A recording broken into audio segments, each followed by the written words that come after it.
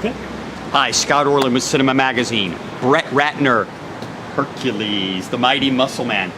I think you said there have been over 40 incarnations of Hercules cinematically. So how do you approach it to make it unique and different that audiences don't go, saw that one before? Dwayne Johnson. When you got Dwayne Johnson, I mean, Dwayne Johnson is probably, for this generation, the definitive Hercules, obviously, because there's no other Hercules that can kick ass like Dwayne Johnson. And for him, it was Steve Reeves. For me, it was Arnold Schwarzenegger. For young people today, Dwayne Johnson, The Rock, is the best Hercules. Defines Hercules for this generation. But we've seen all these incarnations of Hercules, and part of the mythology, there's always a religious aspect to it. He is the son of God. And yet you chose not to really delve too much into the religious aspect of it.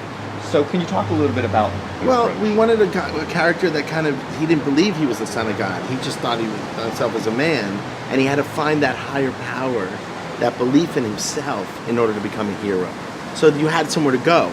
Because if you come out as the son of God, if you're half man, half God, you can kick anybody's ass, right? But if you have somewhere to go, and if you don't believe in that, and then of course you find a belief in not only in yourself, but in a higher power, that gets you there. So that's really the approach of this film. And ever since Cecil B. DeMille kind of made movies back in the early days, audiences have loved the epic. Yeah. And providing them something different. Now, it used to be all movies were made in Hollywood, but now you actually went to Hungary. We went to Budapest. And you do there. So can you talk about the epic aspect of this? Because every filmmaker loves to get his hands immersed in that. I think because the modern films that have been made in the genre, meaning sword and sandal movies, are done in kind of a green screen environment.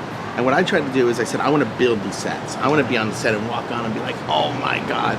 And that's why this movie kind of has a very grounded, realistic version, because you don't want the actors walking into a green room and have to play very real. If it's heightened, if it's fantasy, that works. But if you want it to be a very real world, you got to build it. And that's what I wanted to go for. Like the way they built these epic films like Ben-Hur, or the Bible, or the Cecil B. DeMille films, where they built these huge sets and you felt the scope of it because you had the bodies, the armies, the soldiers, the battles, the chariots, the horses. We had hundreds of horses in this movie, so it was very exciting. Hercules' strength was his muscles. Yeah. What's Brett Ratner's strength? Oh, God, my belly. My power's in my belly, right here. So if you want to be a great director, get a belly, and then you can direct movies. Awesome. Scott, great Brett Ratner, seeing you. thank you so much. And this is Scott Orlin. Until next time.